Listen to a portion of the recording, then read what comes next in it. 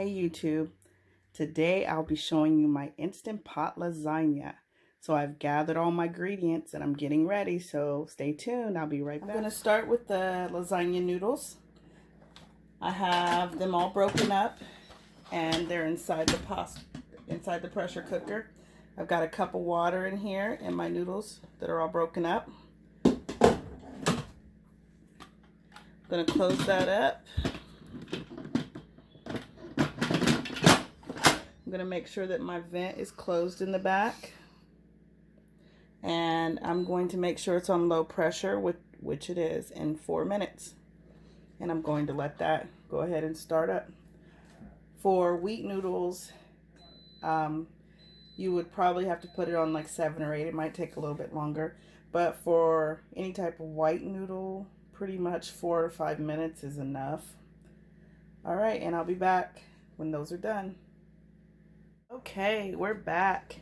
I have my noodles all done. I took them out and strained them and rinsed them off because I don't like starchy noodles. And I put them in this pan with water so that they can stay moist until I'm ready to use them. But they're all ready. Okay, now we're going to start our next part, and that's the meat. Okay, I have my ground beef right here. I'm going to open that package. I've already cleaned out my Instant Pot, so it's ready for the meat to be added.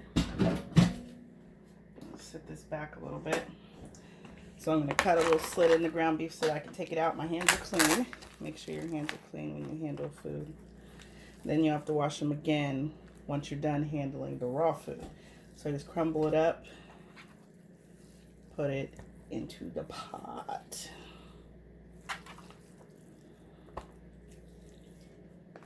Now, I also have some turkey sausage. You can use any kind that you want. I'm going to cook the ground beef a little while before I add the turkey sausage though. And that's just a preference that I have. So I'll crunch that up a little bit so it's pieces. Then I'm going to sit the whole thing into the Instant Pot. Move this to the side. I have my lemon pepper seasoning. I'm going to sprinkle about 2 tablespoons onto the ground beef. And then I have garlic. I'm going to put about 1 tablespoon of garlic. And I like using the garlic and herb Mrs. Dash. I will put probably a tablespoon of that. Okay. Now with all my ingredients in there, I'll take my spoon and stir it up.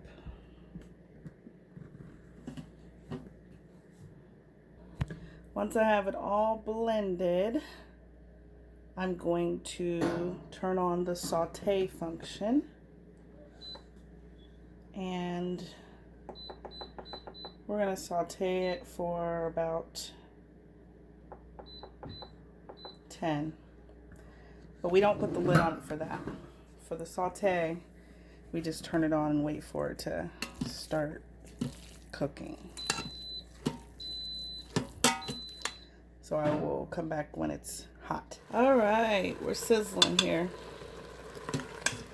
So we're just going to cook this meat thoroughly with our saute function.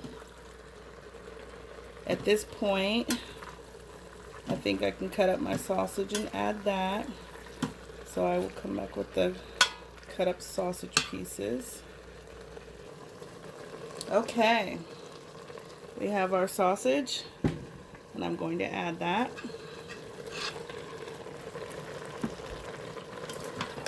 I'm going to cook that all together. It's turkey sausage, so it doesn't need to be cooked all that much.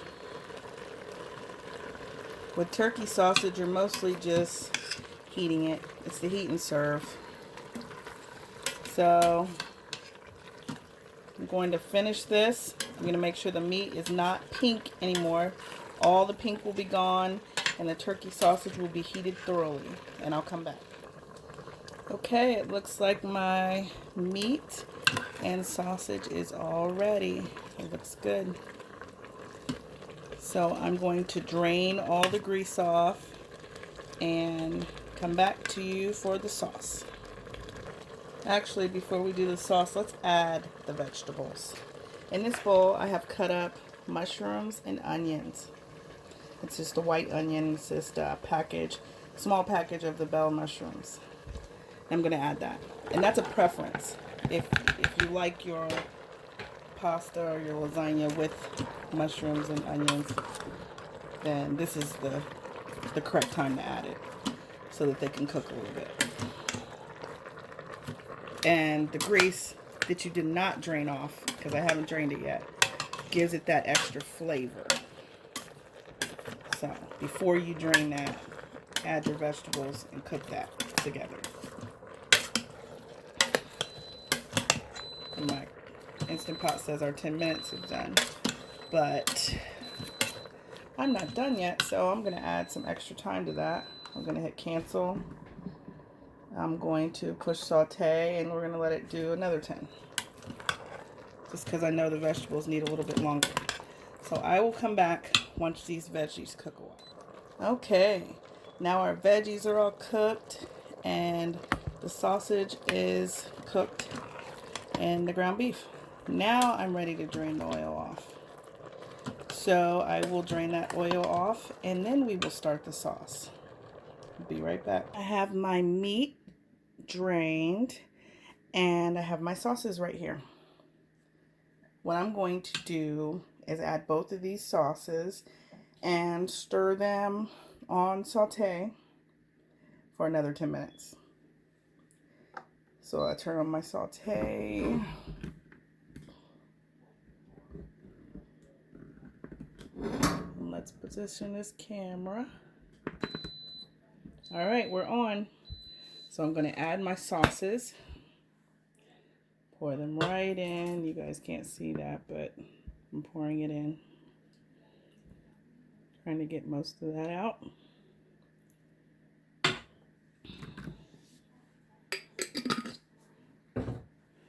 Then I have my other sauce. It doesn't matter which sauce you use. It's your preference, really. I like to switch it up sometimes. I like ragu, I like prego, I like Hunt's. Just depends on how I'm feeling that day.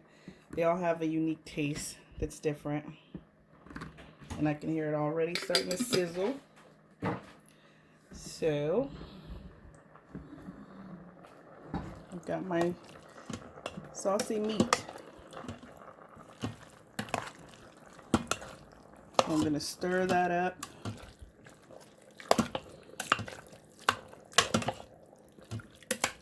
And I'm going to let it saute. Well, this will be my version of simmer. Let it simmer a little bit so that the sauce gets hot and it mixes well. At this point is when I would add a little bit of Italian seasoning. Doesn't matter which type of Italian seasoning, this is what I have. I'm going to add about a tablespoon of that. And I don't measure stuff, I just estimate how much it is. Pretty decent at that. And a little bit more of my garlic and herb Mrs. Dash, which I love. It's low sodium.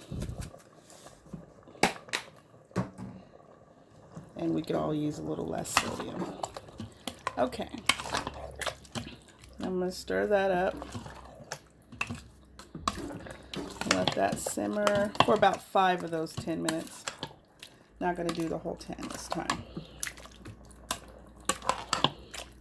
Now we've got our noodles done. We've got our sauce, meat, veggie concoction done. And now all that's left is the layering process. Now, if you wanted to, you could just layer this in a pan. As long as the meat is piping hot, it'll melt the cheese.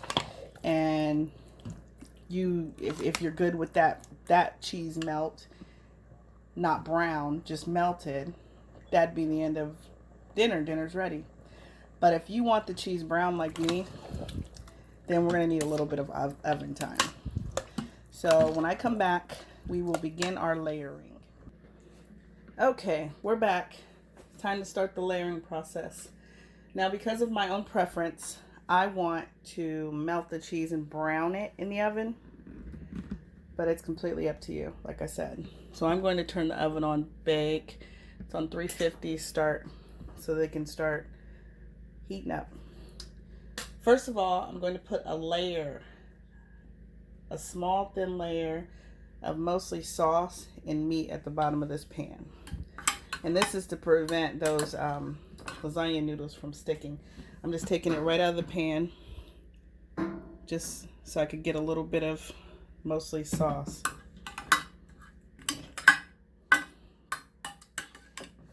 And I'm just coating the pan with it. If you have a little bit left over in your jar, that'll work too. Just pour the remnants from the jar. Okay, our first layer, our first layer begins. So we'll take a layer of pasta, and your pasta will not be perfect.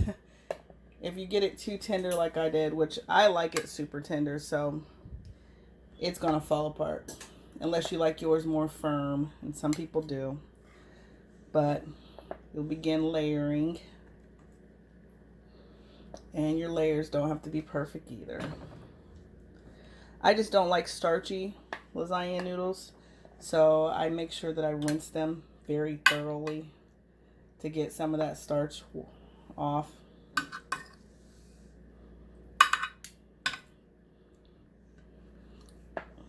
And that's it. That's good. So we'll do our layer of meat. We did the noodles. Now we'll do the meat.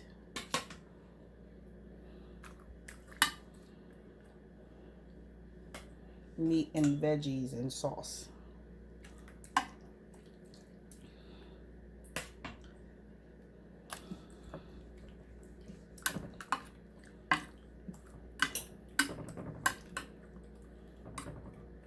Next, we have our layer of ricotta, whichever kind of ricotta cheese you'd like to use, or not at all. It depends on you. If you like ricotta cheese, then by all means. But if you don't, then don't feel like you have to use it to make your lasagna better. It tastes good without it. So with that, use it how you want, sparingly or a lot. And this ricotta is kind of firm. I should have got whipped, but it's fine. I'm just going to mix it throughout the meat so that it breaks up a little better, turning it into like a sauce. Some people like to spread the ricotta on the noodles so that it's creates its own like layer, but I don't really like to spread it on the noodles. I like it to be more of a blend, and I don't put it in every layer. It just depends. Okay, we got layer of ricotta. Now we'll do our layer of cheese blend. I use pizza blend. The cheeses that go on a pizza are similar to what you would put on a lasagna. My hands are clean.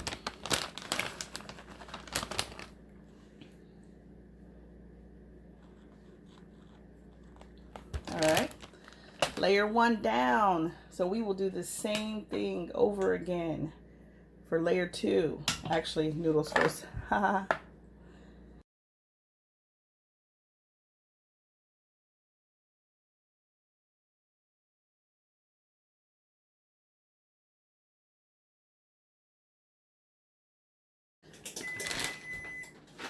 Okay, and that beep means our oven is ready.